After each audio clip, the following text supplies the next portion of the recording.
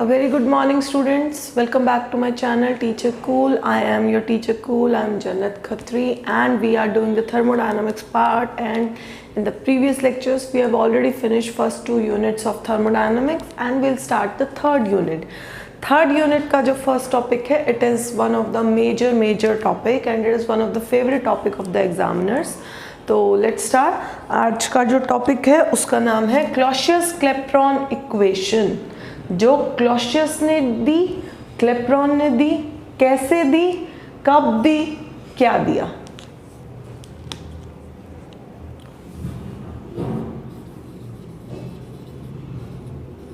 Clausius Clapeyron equation. तो the Clausius Clapeyron equation, जैसे कि नाम सजेस्ट करता है कि क्लॉसियस और क्लेप्रॉन ने एक साथ मिलकर दी, but it was not so. The thing is, Clausius ने वो अलग से दी थी, क्लेप्रॉन ने वो अलग से दी थी. Now Clapeyron gave this equation on its own in the year of 1834, while Clausius again gave the same theory, gave the same statement in the year of 1850. But they said the same thing which we'll be studying today. So what they did was they monitored the melting point and the boiling point of certain substances under the changing pressures. How my melting point will change when I change my pressure, and similarly the case with the boiling point. So before they did this, they observed a liquid, you can say a liquid to boil vapor state. Now when I say, जब हम छोटी classes में थे solid state, liquid state and gaseous state बोलते थे, अब we'll call them phase.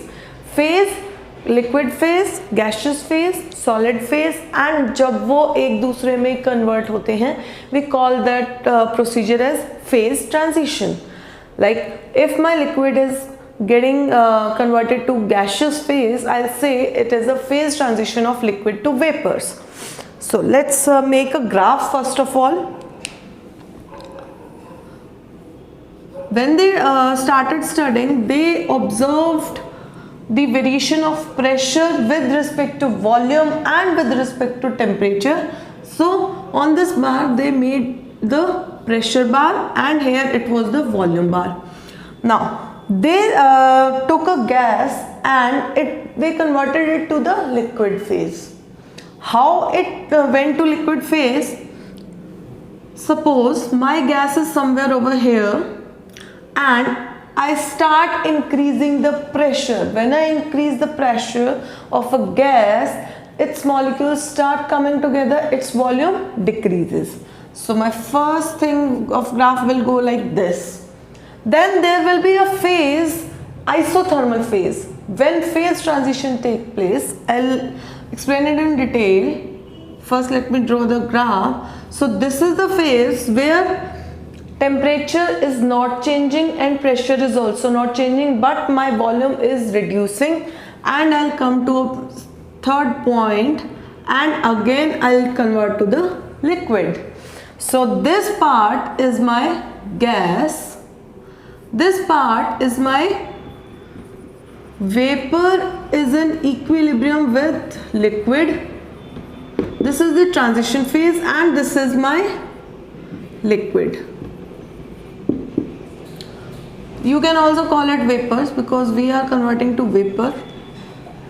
Now this was the graph they observed. Why I am saying that they are in equilibrium with each other? You must have seen whenever we are changing the phases, what's happening is, हमने liquid को suppose vapor में convert करना है, तो we start boiling water. Water is the best example. We start boiling water, एक point तक उसका temperature change होता है up to its boiling point which is 100 degree Celsius. वहाँ तक उसका temperature change होगा. After that point, at the same temperature of 100 degree Celsius, वो कुछ और हीट एब्जॉर्ब करेगा to convert itself into vapours. मतलब 100 डिग्री सेल्सियस के ऊपर पानी है, यहाँ पे पानी था, पानी को हीट किया, इस पॉइंट के ऊपर वो आया, यहाँ तक उसका टेम्परेचर हो गया 100 डिग्री सेल्सियस, यहाँ पे जाके वो वेपर्स में कन्वर्ट होगा। जो ये वाली ट्रांजिशन फेज है इसमें it is just absorbing heat energy isothermally, कि इसका टेम्परेचर चेंज नहीं होगा एंड इसका जो ट्रांजिशन है वो धीरे धीरे धीरे धीरे ब्रेक डाउन होकर मॉलिक्यूल्स दूर दूर जा रहे हैं तो वेपर में। यहाँ पे जितना लिक्विड होगा उतना ही वेपर होगा एंड धीरे धीरे सारा वेपर में कन्वर्ट हो जाएगा। So this transition phase is in equilibrium with both of the states और both of the phases, and जो हीट यहाँ पे एब्जॉर्ब होती है उस हीट को बोलते हैं latent heat of vaporisation, because I am converting to vapour. Latent heat अलग होती है, स्पेसिफिक हीट्स अलग होती है। स्पेसिफिक हीट्स हम आगे पढ़ेंगे। एंड यहाँ पे latent heat is the heat which is absorbed isothermally और it is rejected isothermally while the phase transition occurs, right. तो ये मेरा ग्राफ आया। सिमिलरली अब इसमें विल ड्रॉ अनदर ग्राफ, एक और इससे। नाउ दिस जो भी मेरा ग्राफ है इसका टेम्परेचर इज से T and this T is below the critical temperature, क्योंकि वहीं पर ट्रांजिशन होगा। हमने जूल थॉमसन में भी किया था। तो अब I increase the temperature with a little amount of temperature like T plus dt and it is still below the critical temperature. तो next temperature is T plus dt and it is also less than my critical temperature. तो उसमें भी क्या होगा, same चीज follow करेगा। पहले ऐसे जाएगा, यहाँ पे मेरी वेपर स्टेट है, फिर मेरा ट्रांजिशन फेज है, ट्रांजिशन से फिर लिक्विड फेज है। So let's name these points. I'll write A, B, C, D. Similarly E, F, G, H. Right? अब इसके ऊपर एक कनेक्ट कर देते हैं M and N. इनको कनेक्ट कर देते हैं। Now इसका टेम्परेचर इज T, इसका temperature is T plus dt. This pressure is P, this pressure is P plus D. Volume points will be here and here, जो मेरा transition phase आएगा। So this will be V1 and this will be V2. So vapour को हमने pressure increase करना start किया, it was at the volume of V2 and जैसे जैसे pressure increase करा गया it came to V1, right. Similarly ऊपर वाले आइसोथर्म में इसके ऊपर the name is EFGH, right. अब सिंस आई हैव एक्सप्लेन जो भी इसमें हो रहा है उसको अब हम पॉइंट्स के अंदर लिख लेते हैं, right. So first point, let's complete this rectangular cyclic process. So the first point will be my liquid at F. Liquid at F expands because volume is increasing उस डायरेक्शन में। At F expands at temperature T plus dt by absorbing latent heat of L plus dL, क्योंकि हमने बोला था ये L है तो ये L plus dL हो जाएगा बिकॉज इसका dt टेम्परेचर ज़्यादा है and this is happening isothermally. First point. Second point, my vapor is still expanding at G to C. From G to C, it is expanding. यहाँ पे temperature change हो रहा है, expands by coming to temperature T from T plus dt। T plus dt से T temperature के ऊपर shift हो गया, देन उल्टा आ रहा, इट इज कॉन्ट्रैक्टिंग, तो I will say my vapours are contracting from V2 to V1 at temperature T by rejecting latent heat of vaporization L and back to it from B to F। B to F क्या हो रहा है? It is again heating, so I'll say from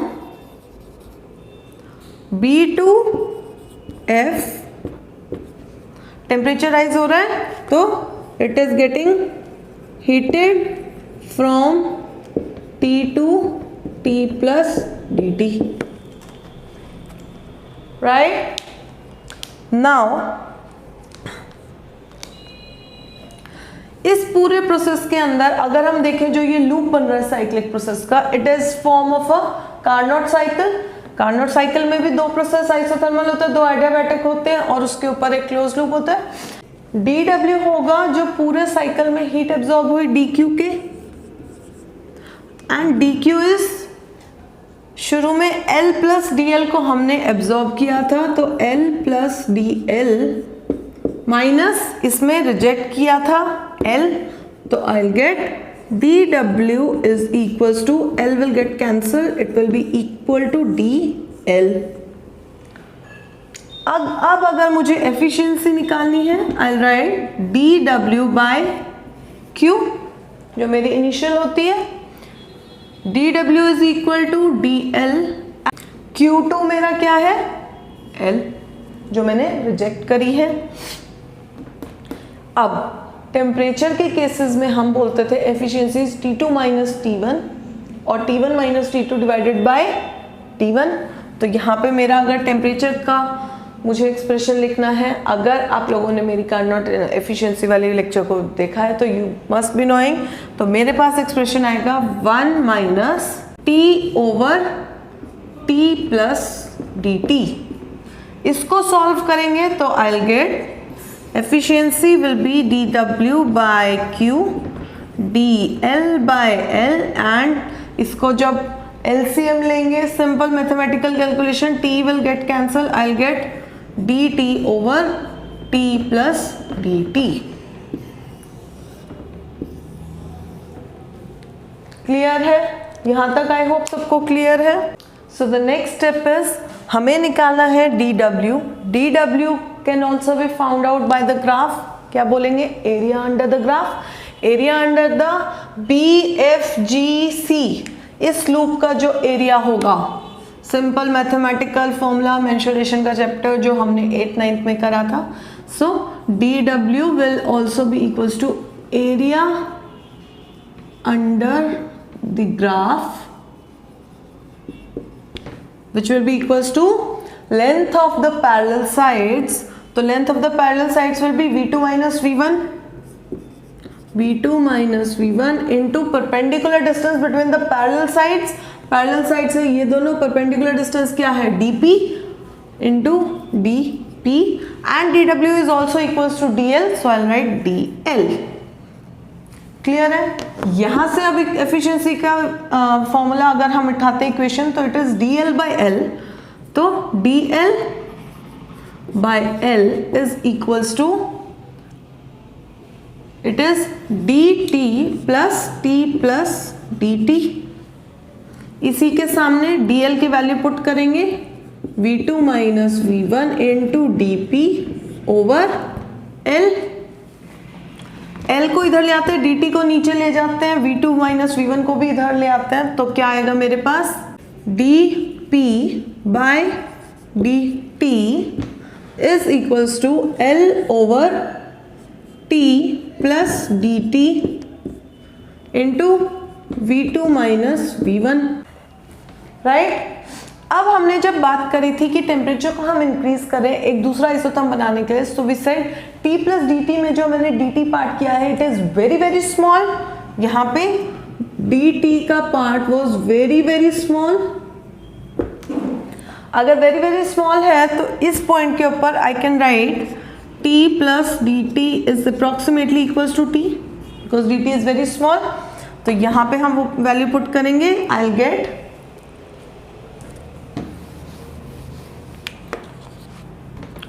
dp by dt is equals to L by T v2 minus v1.